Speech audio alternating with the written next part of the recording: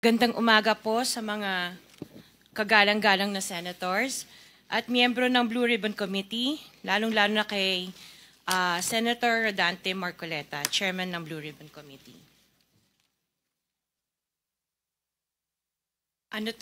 Joint statement ng namin mag-asawa. So I will read partial and then my husband will also read the other half of the sworn statement.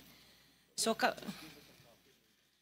kami si Pacifico F. Discaya II and Cesara Rowena Discaya, mag-asawang nasa tamang edad, parehong Pilipino.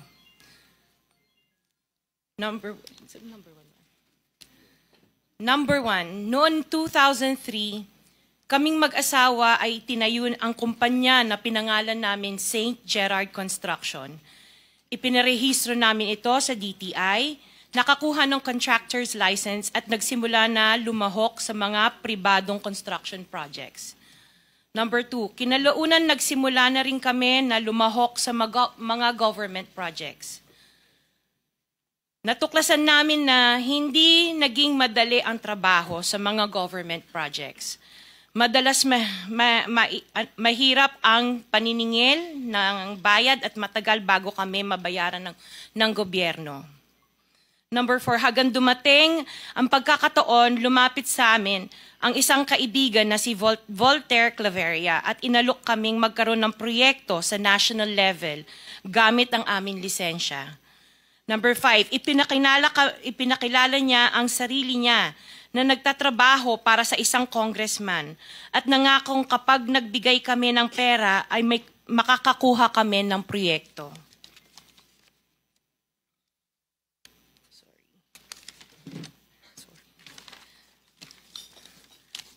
Number 6, dahil wala kaming alam sa kalakaran sa pambansang proyekto sa gobyerno, nagtiwala kami at ibinigay ang lahat ng ipon naming mag-asawa. Sa kasamaang palad, niloko lang niya kami. Naglaho siya, dala ang pera namin mag-asawa. Nagpunta kami sa DPWH para i-report ang nangyari, pero hindi nila ito pinansin. Kahit ganon, hindi kami sumuko. Gusto ko pa rin gawin ng tama ang negosyo, kaya patuloy kaming sumasali sa mga biddings sa gobyerno. Sa kalaunan, ang kumpanya namin ay nanalo sa mga bidding sa mga proyekto sa national government sa pamamagitan ng patas na bidding. Ibinuhos namin ang lahat ng aming pagsisikap para maipakita ang kakayahan ng aming kumpanya na mayroong maayos na paggagawa, dekalidad na resulta, at natatapos sa tamang oras. Nagkaroon ng konting tagumpay ang St. Gerard Construction, kaya minabuti namin mag-asawa na mag-expand at bumuo ng ibang kumpanya tulad ng Alpha and Omega General Contractor and Development Corporation. Interjection, Mr. Chair. What is the interjection? Salamat, Mr. Chair. Kailangan ko lang pong umakyat sa office sandali para sa isang pulong, but hopefully pagbalik ay nandito pa rin sina Mr. and Ms. Discaya dahil meron din po akong mga tanong para sa kanila. Oh yes, Salamat we'll make po, sure Mr. that Chair. they will be here for your questioning. Mr. Chair, point Yes. of order. Bakit hindi na lang tayo bigyan ng kopya ng sworn affidavit imbis na basahin na lang niya so we can para himayin namin yung kanyang sworn affidavit. We will make sure that all the members will be save given time, a copy, but the chairman is asking them to read it before us for the record. in order to save time, Mr. President, because we have been here since 9 o'clock. We already spent 2 hours and not even one of the senators have asked questions addressed to the resource persons present. I beg the indulgence of the good senator, but it is for the record. This is a sworn statement, at from this statement, kailangan dito sila matanong na mabuti. Proceed. Pakibilisan nyo lang para makatipid tayo ng panahon. Ngunit nung nagsimula ang makilala ang St. Gerard Construction, dumating naman ang panibagong pagsubok. Unti-unti nagsilapitan ang mga district engineers at mga regional directors ng DPWH at mga chiefs of staff na mga mambabatas na nag-aalok ng mga proyektong sinasabi nilang pondo ng mambabatas. Noong una, sinubukan naming labanan ng mga ito sa pamamagitan ng pagre-report sa DPWH at pagpapadyaryo ng mga tiwaling kawani ng gobyerno, subalit hindi sila natitinag sa mga ito.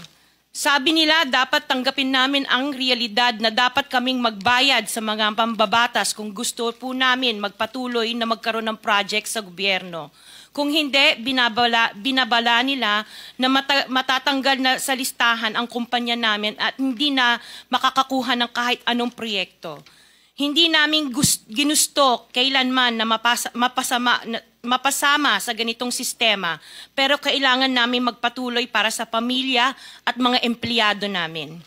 Dahil sa aming paglaban sa mga tiwaling bidding, maraming beses naming naranasan na ma-disqualify ng Bids and Awards Committee ng DPWH na hawak na mga mambabatas na nagpondo sa proyekto. Dahil naiipit na ang aming negosyo, lumulubog na kami sa lumalaking utang ng kumpanya at peligro sa buhay ng aming pamilya. Napilitan kaming makisama sa kalakaran kahit labag sa aming kalooban. Magandang umaga po, Mr. Chair at kagalang-galang na senators at miyembro ng Blue Ribbon Committee, lalong-lalo po kay Senator Rodante Marcoleta. Diretso na. Number 15, sorry po. 16, paulit-ulit kaming ginamit ng mga nasa pwesto sa sistemang ito. Wala kaming magawa dahil kung hindi kami makikisama, gagawa nila ng problema ang project na na-award sa amin sa pamamagitan ng mutual termination o pagkakaroon ng right-of-way problem na parehong nagdudulot ng hindi matuloy ang implementasyon ng mga proyekto. Matapos naming manalo sa mga bidding, may mga opisyal mula sa DPWS ang lumalapit sa amin para humingi at kumuha ng bahagi niya sa halaga ng proyekto. Ang hinihingi nilang porsyento ay hindi bababa sa 10% at umaabot pa sa 25% na naging kondisyon upang hindi maipit ang implementasyon ng kontrata. Ito ay binibigay namin sa kanila ng cash. Ang bawat transaksyon ay may karampatang voucher at ledger na nagsasaad ng mga araw at kung kailan nila ito natanggap.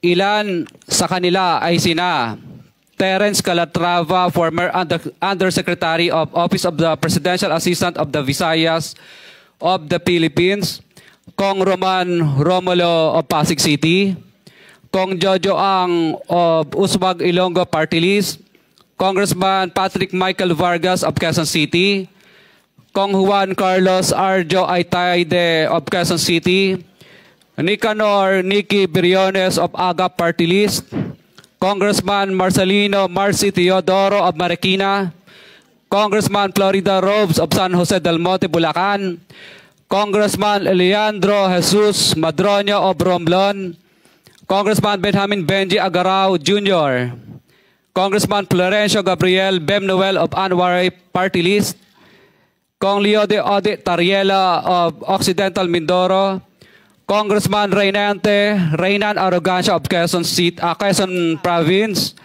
Kong Marvin Rillo of Quezon City, Kong Teodoro Haresco of Aklan, Kong Antonieta Yudela of Zamboanga, Sibugay, Kong Dean Asisio of Caloocan, Kong Marivico Pilar of Quezon City.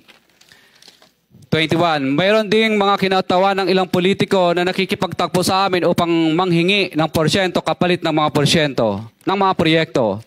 Ang mga porsyentong ito ay 25% ay ipinipilit sa amin bilang karaniwang kalakaran na wala akong kakainang tanggihan.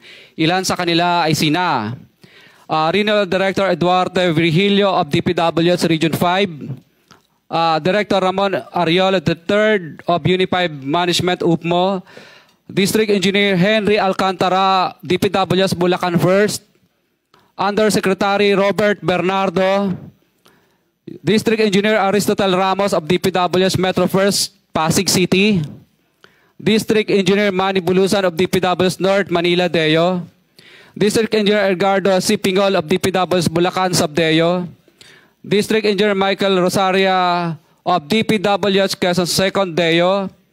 Karamihan sa mga kawani ng DPWH na nabanggit sa itaas ay paulit-ulit na binabanggit ang delivery ng pera ay para sa kay Saldico na dapat at least 25%. Si Kong Marvin Rillo naman ay ilang beses na binabanggit ang pangalan ni Speaker Martin Romualdez bilang kanyang malapit na kaibigan. 25. Sa tuwing umiinom kami sa Wine Story, sa BGC at sa Shangri-La Mall, sinasabi pa ni Kong Rillo na lahat ng kanyang request para sa pondo ay galing pa mismo sa unprogrammed funds at insertion na inaaprubahan ni Speaker.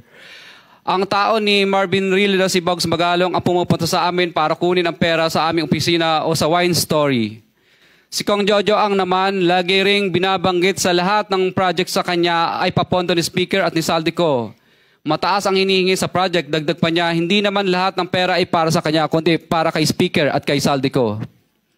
Sa lungsod ng Pasig naman, lumapit sa akin ang DPW's project engineer na si Angelita Garucha para kolektahin ang parte ni Kong Roman Romulo sa flood control projects noong 2022. Number 28. Pagdating ng 2025, si District Engineer Aristotle Ramos ang sumunod na nagpakilala na bagman ni Kong Roman Romulo kung saan 30% ang kanyang hiningi ay para kay Kong Roman Romulo. Sinabihan ko kay D.E. Ramos na masyado namang mataas, ngunit sinabi niya na walang magagawa dito dahil pondo ito galing sa unprogrammed funds at insertion galing sa taas. Sa ilang pagkakataon, ang mga politiko na personal na inabutan ng halaga ayon sa hinihingi nilang porsyento mula sa proyekto. Ang pagbabayad na ito ay hindi naman kagustuhan kundi isang hakbang na ginawa namin dahil sa matinding panggigipit. Ilan sa kanila ay sina Kong Antonieta Yudela kasama ang kanyang asawa, Kong Marvin Rillo of Quezon City, Kong Nikki Briones of Aga Party List, Arturo N. Atayde, ama ni Kong Arjo Atayde, Kong Florencio Gabriel Bem Noel of Anwaray Party List, Kong Eliandro Jesus Madroña of Romblon, Kong Benjamin Benji Agarao Jr. Bagamat naging matinding pagsubok ang kabawasan ng pondo na nakalaan sa proyekto, pilit at matapat naming sinusunod ang bawat espesifikasyon na nakasaad sa Program of Works na nakasaad sa proyekto ng DPWH. Nakakasiguro kami na nagawa namin ng maayos at matapat ang bahagi o phase ng proyekto na na-award sa amin. Sa katunayan, hindi kami mababayaran ng DPWH kung hindi ito dumaan at pumasa sa maraming material testing na naaayon sa design ng DPWH. Ina-assess at ini-inspect ng DPWH ang bawat proyekto base sa natapos na parte o accomplishment. Napilitan kami na i-absorb ang kabawasan na ito na nagdudulot ng maliit na kita o pagkalugi sa ilang projects. Para makabawi, dinadamihan na lang namin ang partisipasyon sa mga projects. Taliwas sa mga lumalabas na may mga impormasyon sa publiko, hindi kailanman kami gumawa ng ghost projects. At masugid kami nag-i-inspect sa lahat ng aming mga natapos na projects. Handa po kaming tumistigo ng walang pilit at kusang loob bilang state witness at sabihin ang lahat ng nangyayaring katiwalaan ng Kamara, DPWH at iba pang mga kawani ng gobyerno upang gawin ang tama. Kami ay lubos na humihingi ng tulong sa Senate Blue Ribbon Committee na pinamumunuan ng buting Chairman Senator Dante Marcoleta at kay President Bongbong Marcos para sa proteksyon at seguridad ng aming pamilya. Ang salaysay na ito ay kusang loob naming ginawa at walang sino mang pumilit na gawin ito. Sa katotohanan ng lahat ay nilagdaan namin ang salaysay na ito ng kusang loob at walang pumipilit. Sign, Pacifico of Vizcaya, nagsasalaysay. Notaryado po.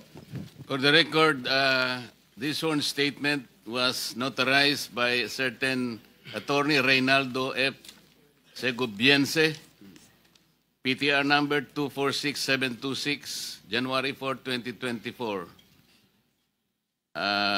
Hanggang ang MCLE ay 2025, This was notarized on September 6, 2025. Mr. Chair. Mr. Pacifico Discaya and Cesaria Rowena Discaya, meron pong pirma sa inyong respective na pangalan. Ito po ba'y pirma ninyo? For the record lang. Yes po, Chair. Thank you.